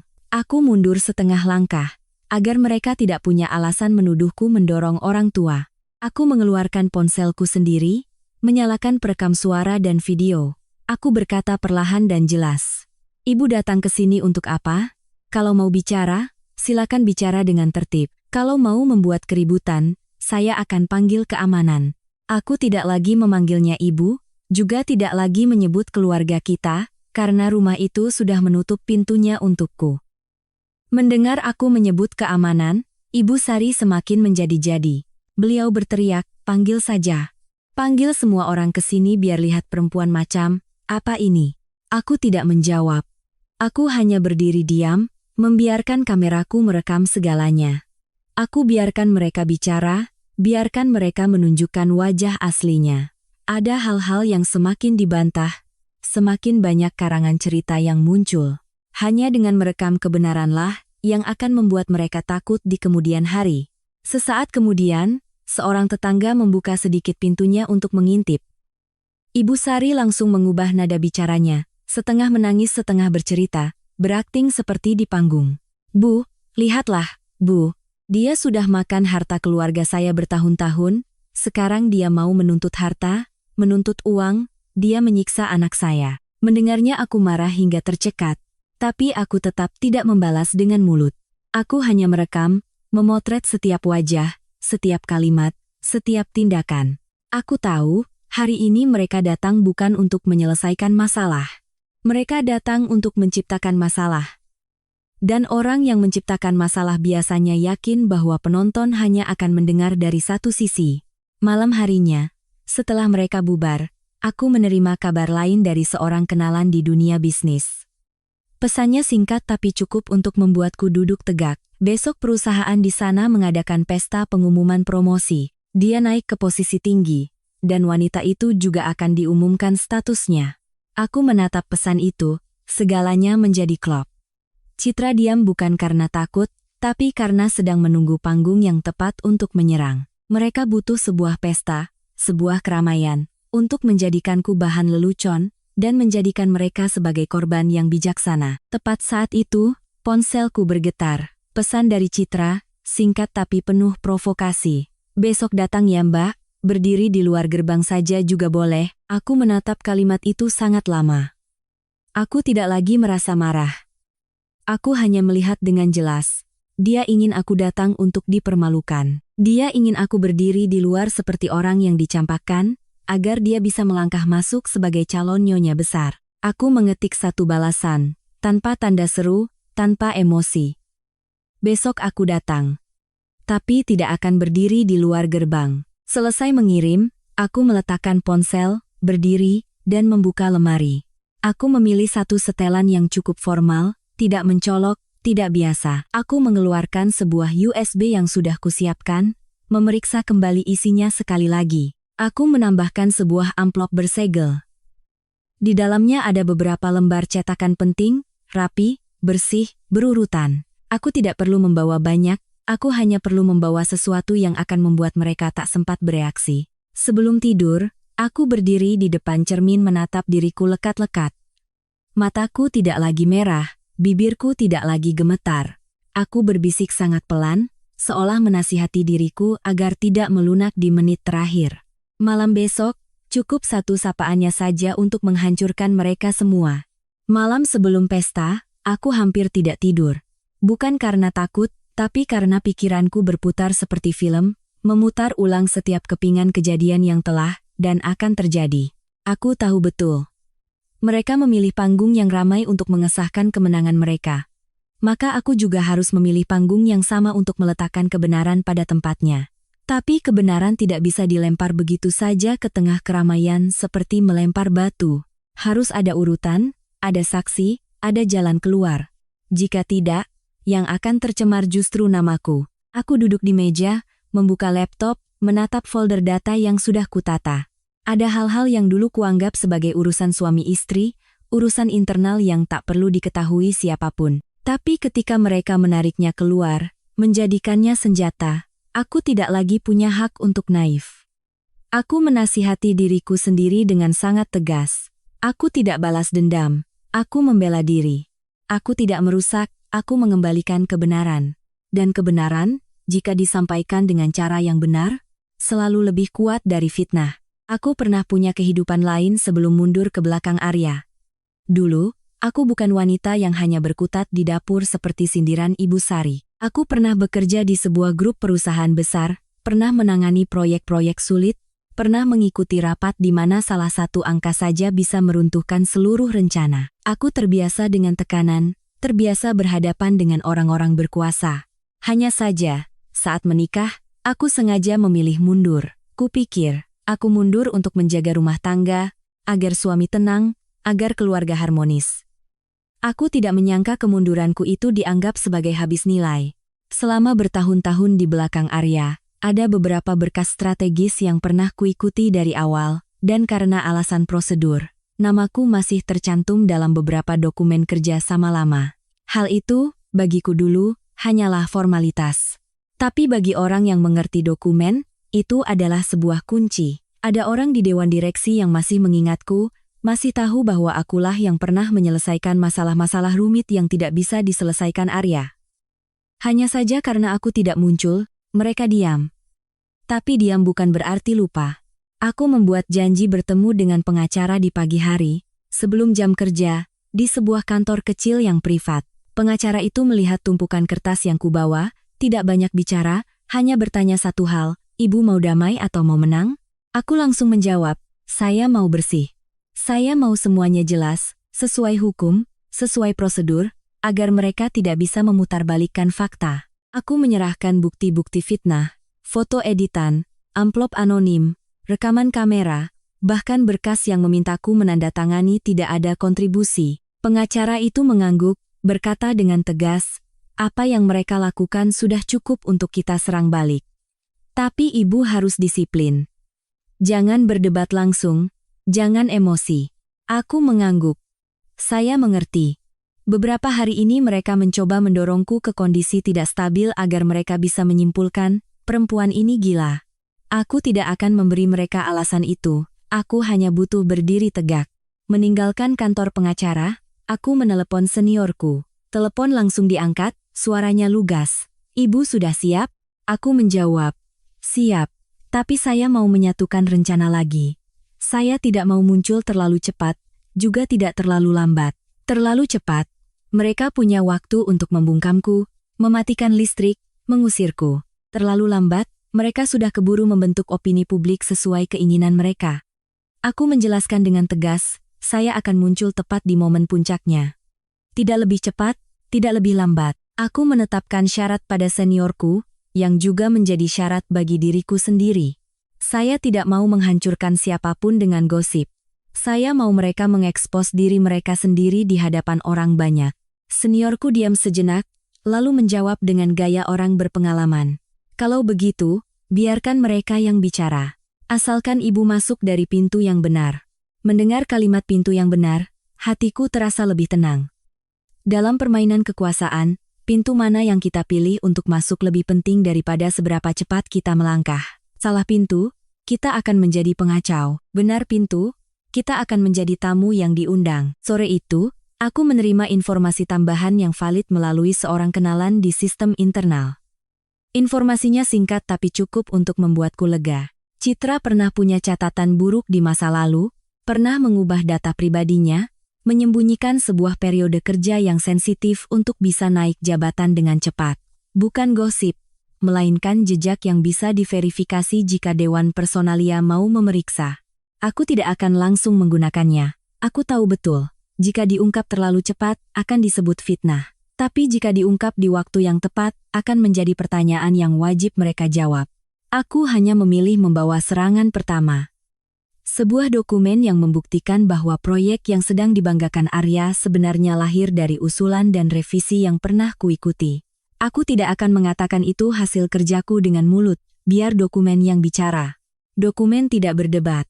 Dokumen hanya ada asli atau palsu. Dan aku tahu, yang kupegang adalah asli. Malam itu, sebelum keluar rumah, aku memeriksa kembali 3 hal, USB berisi data, amplop bersegel, dan ponsel yang sudah terisi penuh. Aku tidak membawa barang-barang yang tidak perlu. Aku tidak ingin cerita ini menjadi kabur karena drama murahan. Aku hanya butuh cukup bukti agar saat mereka hendak menuduhku, mereka akan terjebak dalam kata-kata mereka sendiri. Dalam perjalanan ke acara pesta, aku duduk di belakang, menatap lampu-lampu jalan yang berlalu di kaca jendela. Aku tidak merasa seperti orang yang akan melabrak. Aku lebih merasa seperti orang yang akan menghadiri sebuah rapat penting, di mana setiap kesalahan harus dibayar. Di kepalaku, sudah tersusun 3 langkah seperti sebuah musik. Masuk, berdiri menunggu, dan membiarkannya menunduk menyapa. Aku tidak perlu mendorong siapapun ke atas panggung. Aku hanya perlu berdiri di tempat yang benar. Agar saat dia melihatku, dia sendiri yang akan mengucapkan kata-kata yang akan menghancurkan mereka. Aku turun dari mobil, merapikan kerah bajuku, menarik napas. Di luar aula, musik sudah terdengar. Orang-orang tertawa, berfoto, mengangkat gelas. Semua orang mengira malam itu adalah malam penobatan. Tapi aku tahu betul, bagiku dan bagi orang-orang yang telah memilih bermain kotor, malam itu sebenarnya adalah malam penghakiman. Aku melangkah masuk ke aula dengan langkah yang cukup pelan agar tidak terkesan terburu-buru, tapi juga cukup tegas agar tidak terlihat seperti penyusup. Pintu kaca terbuka, hawa dingin AC menerpa wajahku. Musik, tawa, denting gelas semuanya terang, mewah, khas suasana yang disebut sukses. Tepat di atas panggung, MC memegang mikrofon, suaranya antusias. Selamat kepada Bapak Arya atas posisi barunya sebagai Wakil Direktur Utama, sebuah tonggak sejarah baru bagi perusahaan kita. Tepuk tangan membahana seperti ombak. Aku berdiri di tepi aula selama beberapa detik, menatap lurus ke depan, menasihati diriku. Masuk, berdiri, tunggu, tak ada langkah yang sia-sia. Di bawah, di meja kehormatan yang berada di tengah, Ibu Sari duduk dengan perhiasan berkilauan, tertawa lebar, suaranya cukup keras untuk didengar meja sebelahnya. Mulai sekarang, keluarga saya membuka lembaran baru. Beliau mengangkat gelas, wajahnya berseri-seri. Kepuasan khas seseorang yang percaya baru saja menyingkirkan sebuah rintangan. Aku menatapnya sekilas, lalu berpaling. Aku datang bukan untuk melihatnya pamer. Aku datang agar beliau menelan kembali kata-katanya sendiri. Arya berdiri di samping panggung, menerima jabat tangan, dan ucapan selamat bertubi-tubi. Dia mengenakan setelan hitam, rambutnya disisir rapi, senyumnya khas pemimpin muda, tapi matanya terus bergerak, mengawasi suasana. Saat dia menoleh ke arah pintu dan matanya bertemu denganku, senyum di bibirnya membeku.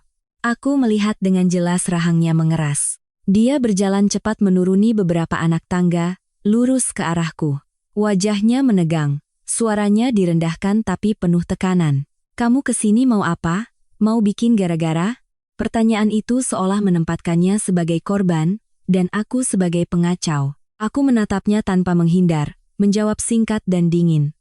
Aku datang ke pesta, seperti undangan dari kalian. Arya terdiam. Dia hendak bicara lagi, tapi matanya melihat beberapa orang di sekitar mulai memperhatikan. Di sini, dia tidak boleh kehilangan citra. Dia mencoba melembutkan suaranya, tapi nada geramnya tidak bisa disembunyikan. Pulang saja, jangan bikin malu Mas. Aku menjawab langsung, aku tidak akan bikin malu Mas. Mas yang bikin malu diri sendiri. Selesai bicara, aku melewatinya. Tidak mendorong, tidak menghindar. Hanya melewatinya seperti melewati sebuah dinding yang sudah retak. Aku berjalan lebih dalam. Segalanya masih berjalan sesuai naskah mereka. Musik, ucapan selamat, MC yang menyebut nama orang sukses. Dan tepat saat itu, Citra muncul. Dia masuk dari sisi kiri aula, dikelilingi sekelompok orang. Seseorang bahkan tertawa keras, malam ini Mbak Citra cantik sekali. Citra tersenyum, merapikan rambutnya, matanya penuh percaya diri seolah seluruh aula ini adalah panggungnya. Sampai, dia melihatku. Aku melihat dengan jelas reaksinya. Senyumnya lenyap, tangannya yang memegang gelas anggur menegang, jari-jarinya memutih. Matanya bergerak liar, seperti orang yang baru saja melihat sesuatu yang seharusnya tidak ada. Dia membeku sejenak, lalu mencoba kembali tenang, menarik napas dalam. Aku tahu dia sedang menenangkan diri, tidak mungkin, pasti salah lihat. Tapi dia tidak salah lihat. Aku berdiri di sana dengan tenang, seperti cermin yang memaksanya menghadapi kenyataan. Aku berjalan melewatinya. Tidak menyapa, tidak menatap tajam. Hanya berjalan di jalanku, dan pada saat itulah, Citra melakukan sesuatu yang membuat seluruh ruangan membeku. Dia tiba-tiba menundukkan kepalanya sangat rendah, suaranya gemetar hingga terdengar jelas ketakutannya. Ibu Direktur, kenapa Ibu ada di sini? Satu kalimat. Cukup satu kalimat untuk membuat semua suara lenyap. Kudengar musik masih berputar, tapi terasa begitu jauh. Kudengar bisik-bisik mulai terdengar, awalnya satu-satu, lalu menyebar cepat. Direktur siapa? Siapa dia? Loh, bukannya mantan istrinya? Ada yang mengangkat alis, menatapku dari atas ke bawah, seolah mencoba menempatkanku di sebuah peran dalam pesta ini. Arya di atas panggung juga membeku. Kulihat mikrofon di tangannya sedikit bergetar.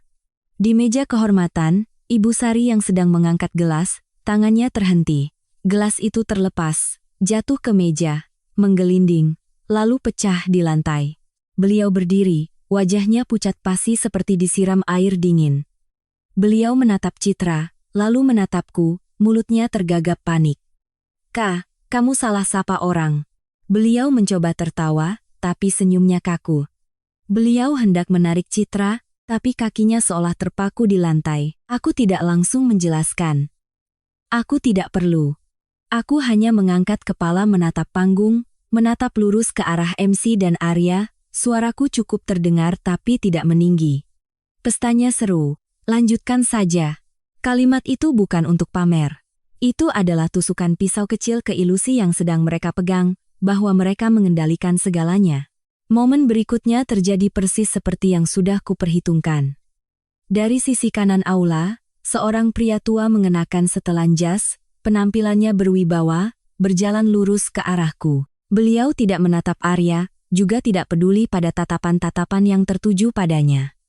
Beliau berhenti di hadapanku, menunduk dengan sopan, suaranya berat dan jelas. Ibu sudah datang. Dewan direksi sudah menunggu. Kalimat itu seperti palu godam. Kulihat Arya benar-benar pucat. Kulihat Ibu Sarikaku, kedua tangannya mencengkeram tepi meja.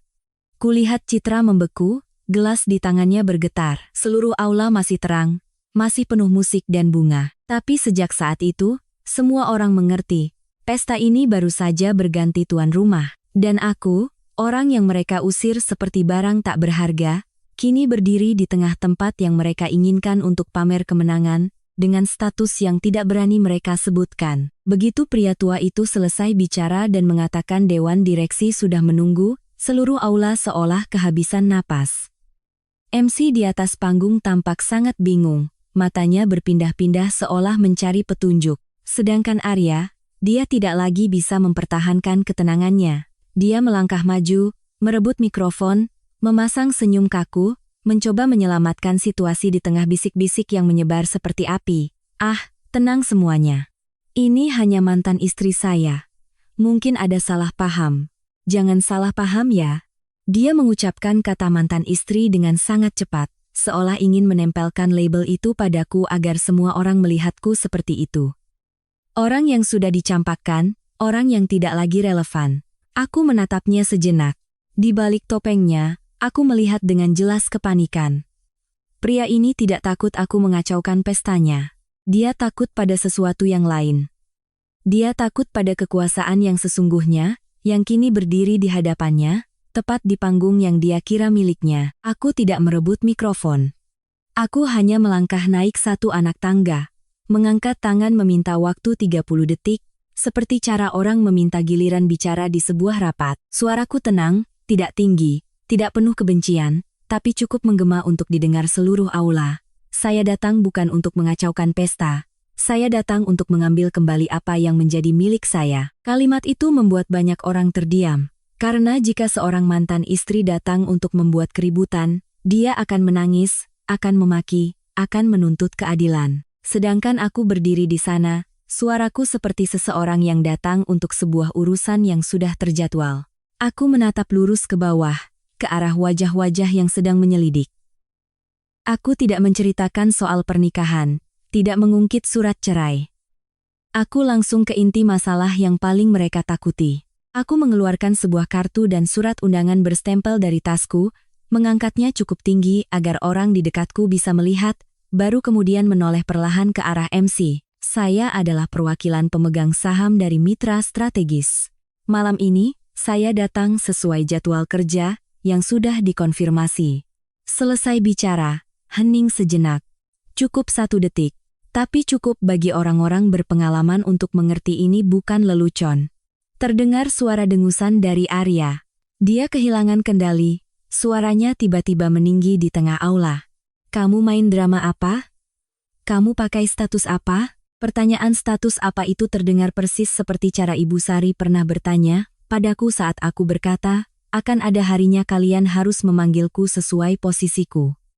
Dulu mereka tertawa sinis, sekarang, mereka tidak bisa tertawa lagi. Aku menoleh menatap Arya, tatapanku tidak menghindar, tidak menantang, hanya jelas seperti garis lurus. Status sebagai orang yang punya kuasa untuk menghentikan dana, dan orang yang menandatangani persetujuan paket kerjasama yang sedang kamu pamerkan. Setelah kalimat itu, bisik-bisik langsung meledak lebih kencang. Orang-orang mulai merekam dengan ponsel. Ada yang mengangkat ponsel. Ada yang berbisik, hentikan dana, persetujuan apa? Mitra strategis? Kata-kata itu, bagi orang biasa mungkin asing. Tapi di dunia bisnis, itu adalah urat nadi. Di bawah, Citra berdiri seperti patung. Dia mundur selangkah, bibirnya bergerak-gerak, suaranya tergagap, tidak ada lagi aura calon nyonya besar. Saya tidak tahu, saya pikir Mbah sudah dipecat. Dia mengucapkan kata dipecat lalu menggigit bibir. Mungkin dia baru sadar kalimat itu justru lebih banyak mengungkap daripada yang dia inginkan. Dipecat dari apa? Dari perusahaan, dari kehidupan Arya, atau dari posisi yang tidak pernah dia pahami di mana aku sebenarnya berada? Arya, melihat Citra panik, semakin kalap. Dia menoleh dan membentaknya pelan, tapi mikrofon masih menyala, jadi seluruh aula samar-samar mendengar. Diam kamu. Lalu dia berbalik ke arahku, mencoba kembali memasang suara pemimpin, tapi tidak bisa menyembunyikan kekesalannya. Kamu bilang hentikan Dana? Kamu pikir kamu siapa bisa mengancam perusahaan? Aku tidak menjawab dengan emosi. Aku hanya melangkah maju setengah langkah, meletakkan kartu dan surat undangan di podium, berkata dengan tegas. Saya tidak mengancam. Saya memberitahukan. Karena ini adalah investasi dengan syarat-syarat yang mengikat.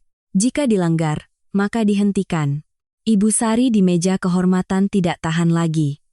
Beliau menerjang maju, wajahnya merah padam, matanya melotot seolah ingin menelanku hidup-hidup. Beliau mengangkat tangan hendak menamparku, mulutnya berteriak hingga serak. Dasar perempuan licik, kamu menjebak anak saya. Jika tidak ada keamanan dan beberapa orang di dekatnya yang menahan, mungkin beliau sudah benar-benar melakukannya. Saat ditahan, beliau semakin meronta. Lepaskan saya, dia menghancurkan keluarga saya, dia balas dendam. Kata-kata balas dendam itu terdengar sangat familiar. Seperti cara mereka yang selalu ingin menjadikanku sebagai penjahat agar mereka bisa berperan sebagai korban. Aku tidak mundur, juga tidak mendekatinya. Aku hanya menatap Ibu Sari, mengucapkan satu kalimat tenang yang cukup untuk membuatnya tercekat. Ibu bilang jebakan. Lalu, apa yang Ibu takuti? Ibu Sari kehabisan kata-kata, matanya bergerak liar mencari jalan keluar. Pada saat itu, aku mengerti, beliau tidak takut padaku. Beliau takut pada kebenaran. MC berdiri seperti patung. Seluruh aula kini bukan lagi pesta, melainkan sebuah topan. Orang yang merekam semakin banyak, bisik-bisik menjadi diskusi. Arya melihat sekeliling, matanya memerah, keringat membasahi pelipisnya. Dia mengerti. Citra wakil direktur utama barunya sedang hancur di tempat di mana dia kira akan dipuja. Aku memberi isyarat pada teknisi di bawah panggung. Sebuah layar besar di belakang panggung menyala. Aku tidak memutar video pribadi, tidak menunjukkan foto editan. Aku hanya menampilkan sebuah slide singkat. Sesuatu yang membuat para pebisnis merinding. Nama proyek, kode berkas, baris persetujuan, tanda tangan, dan waktu konfirmasi. Sederhana, bersih, tanpa hiasan. Aku menunjuk pada baris persetujuan, lalu mengucapkan kalimat penutup. Suaraku tidak tinggi, tapi menusuk lurus ke jantung mereka. Siapapun yang memalsukan tanda tangan malam ini, akan terungkap dengan sendirinya. Begitu kalimat itu selesai, Arya seperti tersengat listrik. Citra pucat pasi, mundur selangkah lagi. Ibu Sari tidak lagi bisa berteriak. Mulutnya ternganga tanpa suara. Sedangkan aku berdiri di tengah sorotan lampu panggung. Bukan untuk pamer kekuasaan, tapi untuk meletakkan satu hal di atas meja, kebenaran sudah mulai berbicara. Tepat setelah kalimat siapapun yang memalsukan tanda tangan malam ini, akan terungkap dengan sendirinya selesai kuucapkan, aku bisa merasakan dengan jelas perubahan atmosfer di aula. Orang-orang yang tadinya merekam semakin mendekat, bisik-bisik berubah menjadi diskusi terbuka. Arya berdiri di panggung, wajahnya pucat pasi. Dia tidak punya pilihan lain selain mengubah taktik. Ketika seseorang terpojok, mereka seringkali memainkan kartu andalan, menjadikan diri sebagai korban, dan lawan sebagai pelaku kejahatan. Arya merebut mikrofon, suaranya dibuat tegas, mencoba merebut kembali kendali. Keamanan. Tahan dia. Dia mencuri dokumen internal perusahaan, teriakan tahan dia membuat banyak orang terkejut. Beberapa petugas keamanan segera melangkah maju, membentuk setengah lingkaran di hadapanku. Pada saat itu, jika ini adalah aku yang dulu, mungkin aku sudah pucat, gemetar, dan panik membela diri. Tapi aku sudah menduga taktik ini sejak menerima amplop anonim di kotak surat. Mereka akan selalu mencoba menuduhku mencuri, agar semua yang kukatakan setelahnya dianggap sebagai pemerasan. Belum sempat ada yang bereaksi, Citra langsung menimpali, suaranya tajam, mencoba terlihat benar.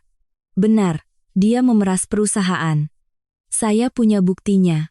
Dia sengaja bicara sangat keras, agar ponsel-ponsel yang sedang merekam menangkap suaranya dengan jelas. Gaya bicara seperti itu bukan untuk menyelesaikan masalah, tapi untuk membentuk opini publik. Aku menatapnya, melihat dengan jelas matanya yang panik tapi mulutnya yang terus berteriak. Seseorang yang takut biasanya bicara lebih keras, karena mengira suara keras bisa menutupi kebenaran. Ibu Sari juga tidak melewatkan kesempatan. Beliau langsung beralih dari panik menjadi menangis, suaranya dibuat sesedih mungkin, seperti di panggung sandiwara. Ya Tuhan, dia balas dendam. Dia mau menghancurkan anak saya, merusak hidup anak saya. Beliau bahkan memukul-mukul dada, seolah tinggal pingsan saja agar penonton sepenuhnya percaya. Mendengarnya aku hanya merasa miris. Miris karena orang bisa menindas orang lain, lalu dengan begitu lancar menempatkan diri sebagai korban. Suasana saat itu benar-benar seperti sebuah pengadilan dadakan. Ada yang merekam, ada yang berdiskusi, ada yang menatapku seolah menunggu aku hancur. Petugas keamanan mendekat, salah satunya bahkan mengulurkan tangan seolah memintaku untuk bekerja sama. Arya menunjuk ke arahku, matanya merah. Kembalikan dokumen itu sekarang. Jangan pikir kamu bisa berbuat seenaknya. Aku menatap lurus ke arahnya, lalu ke barisan keamanan, dan aku mengucapkan satu kalimat tanpa tambahan apapun. Panggil keamanan itu sudah benar. Saya juga sedang menunggu. Kalimat itu membuat Arya terdiam sejenak. Karena pelaku kejahatan yang sesungguhnya akan takut pada keamanan, takut ditahan, takut diperiksa. Sedangkan aku berkata sedang menunggu, artinya aku sudah siap. Aku mundur setengah langkah, agar tidak terkesan menantang, lalu mengangkat tangan memberi isyarat ke arah pintu aula. Seketika, pengacaraku masuk. Beliau tidak terburu-buru, tidak dramatis. Beliau berjalan lurus, sikapnya tenang seperti orang yang datang ke pertemuan yang sudah dijadwalkan. Di tangannya ada sebuah tas dokumen yang tebal dan rapi. Pengacara itu meletakkan tasnya di meja dekat panggung, membukanya di hadapan petugas keamanan dan beberapa perwakilan perusahaan. Suaranya jelas dan tenang. Saya adalah perwakilan hukum dari Ibu. Beliau menyebut namaku dengan lengkap, lalu melanjutkan, kami memiliki salinan yang disahkan dan data pembanding terkait konten yang baru saja dituduhkan. Arya langsung membentak, data apa? Dia itu mencuri. Pengacara tidak berdebat. Beliau hanya membalik lembar demi lembar, menunjukkan bukti yang tidak bisa disebut karangan. Email korespondensi, jadwal rapat, persetujuan dengan jejak waktu, dan yang terpenting, log sistem yang mengonfirmasi setiap tindakan. Sampai di sini, Citra mulai benar-benar pucat. Dia hendak menyela, tapi pengacara sudah memotongnya dengan satu kalimat singkat. Mohon Nona menjaga ketertiban. Kami sedang menyajikan bukti. Aku berdiri diam, tanganku diletakkan di tepi meja, mengamati segalanya. Aku tidak perlu banyak bicara, karena semakin banyak bicara, semakin mudah diedit. Aku biarkan dokumen yang bicara untukku. Dan kemudian, serangan pamungkas dilepaskan di saat yang tepat, seperti gunting yang merobek topeng mereka.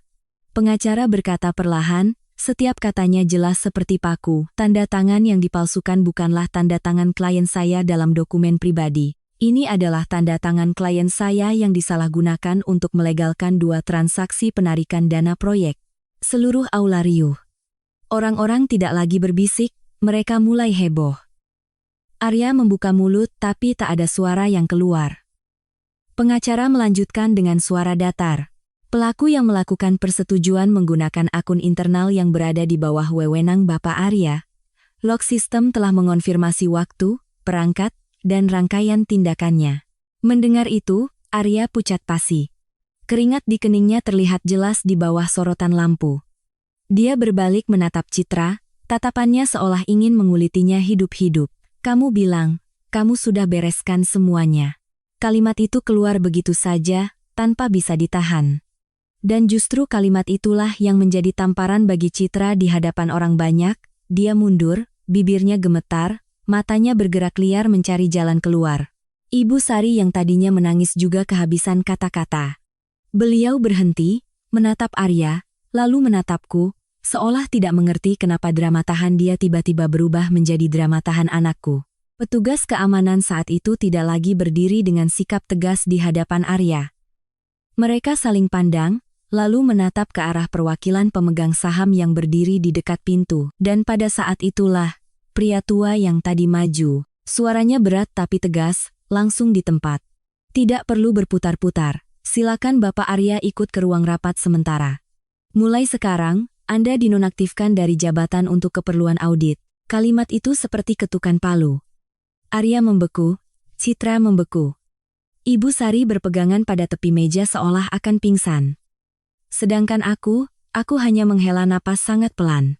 Karena aku tahu, mulai saat ini, mereka tidak lagi punya kuasa untuk mengarang cerita. Sekarang giliran kebenaran yang menata ulang segalanya sesuai tempatnya.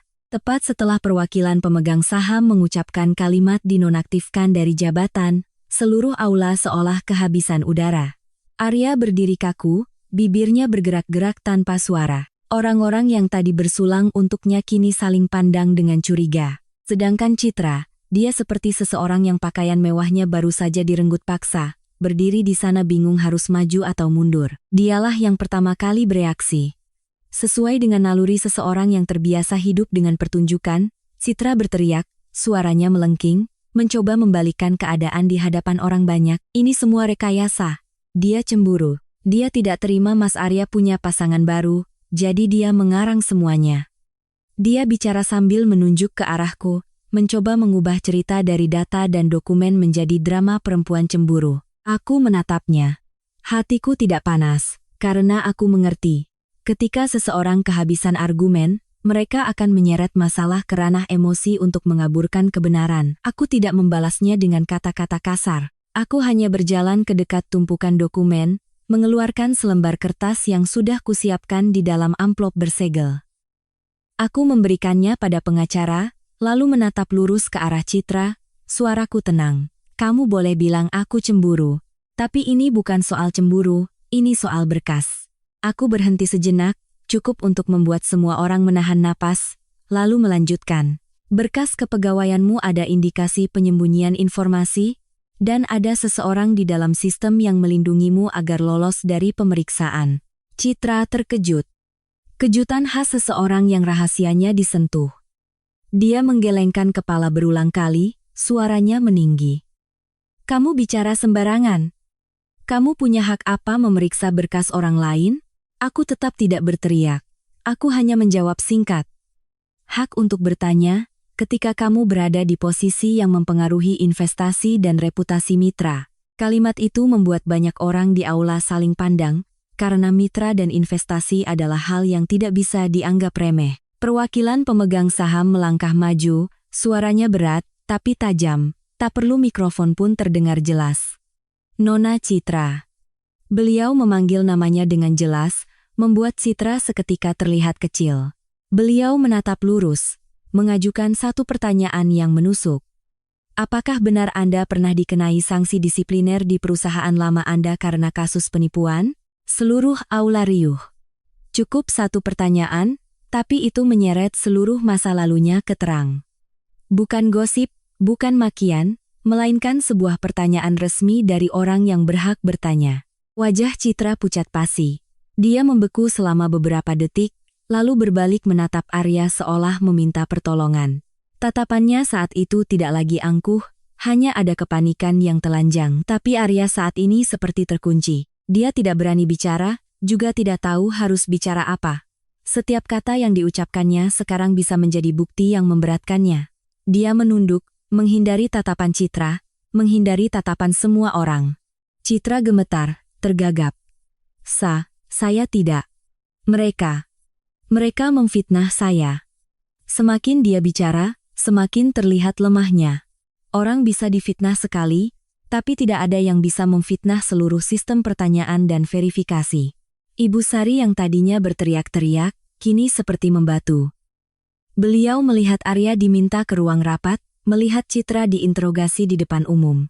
Dan aku melihat dengan jelas di wajahnya ada sesuatu yang sangat nyata, ketakutan. Bukan takut kehilangan muka, tapi takut kehilangan segalanya. Beliau mengedarkan pandangannya seperti mencari jalan keluar, lalu tiba-tiba mengubah nada bicaranya begitu cepat, hingga semua orang bisa melihat kepalsuannya. Beliau menerobos kerumunan, berjalan lurus ke arahku. Tangannya meraih tanganku, mencengkeramnya erat, suaranya tiba-tiba menjadi selembut kapas. "Nak, ini semua salah paham. Kita bicarakan di rumah ya, jangan dibesar-besarkan." Panggilan Nak itu membuatku merinding. Hari di mana beliau menyodorkan surat cerai, beliau tidak memanggilku Nak. Hari di mana beliau menghalangi pintu dan mengusirku, beliau juga tidak memanggilku Nak. Sekarang, saat melihat angin berbalik arah, beliau memanggil Nak begitu manis seolah tidak pernah ada luka. Aku menarik tanganku, tidak dengan kasar, tapi cukup tegas untuk membuatnya mengerti bahwa aku bukan lagi bagian dari keluarga itu. Aku menatapnya, suaraku pelan tapi setiap katanya menusuk. Hari di mana ibu mendorongku keluar dari rumah, apa ibu memberiku kesempatan untuk bicara? Ibu Sari membuka mulut, matanya berkedip-kedip, tapi tak bisa menemukan jawaban, karena satu-satunya jawaban adalah tidak. Tepat saat itu, di sisi lain, keamanan dan perwakilan pemegang saham meminta Arya untuk naik ke ruang rapat sementara untuk audit. Mereka meminta ponselnya diserahkan untuk memeriksa riwayat tindakan yang terkait dengan sistem. Arya memegang mikrofon untuk terakhir kalinya, putus asa. Saya dijebak, tapi suaranya tidak lagi punya kekuatan. Orang tidak lagi percaya pada ratapan ketika data sudah di atas meja. Citra juga diminta keluar untuk diinterogasi secara terpisah. Dia berjalan dengan kaki yang seolah lemas. Wajahnya pucat pasi, topeng kemewahannya luruh, hanya menyisakan seorang wanita yang takut masa lalunya dibongkar di depan umum. Dia menoleh ke arahku sekali. Tatapannya campuran antara benci dan memohon. Tapi aku tidak menatapnya lama. Aku tidak butuh menang dengan tatapan, aku hanya butuh menang dengan kebenaran. Ibu Sari saat itu tidak lagi bisa berdiri tegak. Beliau mundur ke sebuah kursi di dekatnya, terduduk lemas seperti orang yang kehabisan tenaga. Mulutnya terus bergumam seperti orang linglung. Habis sudah. Mendengarnya, aku tidak merasa senang. Aku hanya melihat konsekuensi yang setimpal dari kesombongan. Ketika kita menginjak-injak seseorang, kita akan terbiasa. Dan saat kita jatuh, kita akan jatuh lebih sakit. Aku melihat sekeliling aula. Wajah-wajah yang tadinya tertawa dan bersulang, kini penuh kebingungan. Aku mengerti, di antara mereka ada yang akan kasihan padaku, ada yang akan takut padaku, ada yang akan membenciku. Tapi aku tidak butuh mereka memihakku. Aku hanya butuh segalanya diletakkan pada tempatnya. Aku berbalik, mengucapkan kalimat terakhir. Bukan untuk menyindir, tapi sebagai sebuah kesimpulan. Saya tidak butuh permintaan maaf dari siapapun, saya hanya butuh kebenaran berada di tempatnya. Setelah pesta itu, segalanya tidak berakhir dengan ledakan besar, melainkan dengan keputusan-keputusan sunyi yang berat. Dewan direksi rapat malam itu juga, tanpa media, tanpa keributan. Hanya pintu-pintu yang tertutup dan orang-orang yang berhadapan dengan kebenaran. Arya langsung dinonaktifkan dari jabatannya. Ponselnya disita untuk keperluan investigasi internal terkait pemalsuan tanda tangan dan penarikan dana proyek. Dia tidak melawan, juga tidak lagi punya tenaga untuk berteriak bahwa dia tidak bersalah. Ketika seseorang sudah melihat gambaran utuhnya, semua pembelaan menjadi sia-sia. Citra juga tidak bernasib berbeda. Surat pemutusan hubungan kerja ditandatangani malam itu juga, rapi dan tegas. Tak ada lagi ucapan selamat, tak ada lagi sorotan lampu panggung, tak ada lagi pujian. Aku melihatnya pergi dalam diam, wajahnya pucat pasi, matanya bingung seperti orang yang baru saja bangun dari mimpi yang terlalu panjang. Kemewahan lenyap lebih cepat daripada saat ia datang. Hanya menyisakan seorang wanita yang menghadapi konsekuensi dari jalan pintas yang pernah dibanggakannya. Aku meninggalkan aula lebih lambat dari yang lain.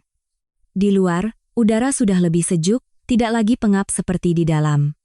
Kukira aku akan langsung merasa lega, tapi tidak. Di dalam hatiku masih ada sebuah kekosongan yang aneh. Tidak sakit luar biasa, hanya hampa, seolah sebuah babak kehidupan baru saja, ditutup tanpa sempat diberi judul. Ponselku berdering terus-menerus. Itu Ibu Sari. Aku menatap layar cukup lama sebelum mengangkatnya.